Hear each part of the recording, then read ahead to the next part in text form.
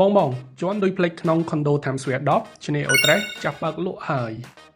សម្រាប់បងដែលកំពុងរងចាំបន្ទប់ជាន់ខ្ពស់និងកន្លែងល្អបំផុតឥឡូវនេះការលក់ចាប់ផ្ដើមក្នុងខែកញ្ញានេះអញ្ចឹងបង Condo Duplex គឺជាប្រភេទ Condo 2ជាន់ដែលមានរចនាបថល្អប្រណិតផ្ដល់នូវទេសភាពសមុទ្រដ៏ស្រស់ស្អាតជុំវិញ360ដឺក្រេឥឡូវនេះមានទំនេរចាប់ពីជាន់ទី32ដល់ជាន់ទី37បន្ទប់នីមួយៗធំទូលាយដែលមានទំហំចាប់ពី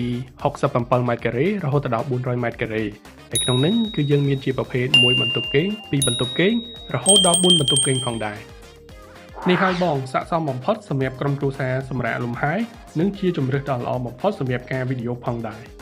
ចង់បងដែលចាប់អារម្មណ៍ unit ដំបូងគឺតម្លៃល្អមែនទែនបងជាមួយគោលការណ៍បង់ប្រាក់មានភាពងាយស្រួលហើយបងដែលតាក់ទងមកលើនេះអូននឹងមានការបញ្ចុះតម្លៃ special មែនទែនអញ្ចឹងបងអាចតំណែងមកលើនេះហើយនឹងទទួលបានព័ត៌មានពេញតែម្ដងអរគុណច្រើនបង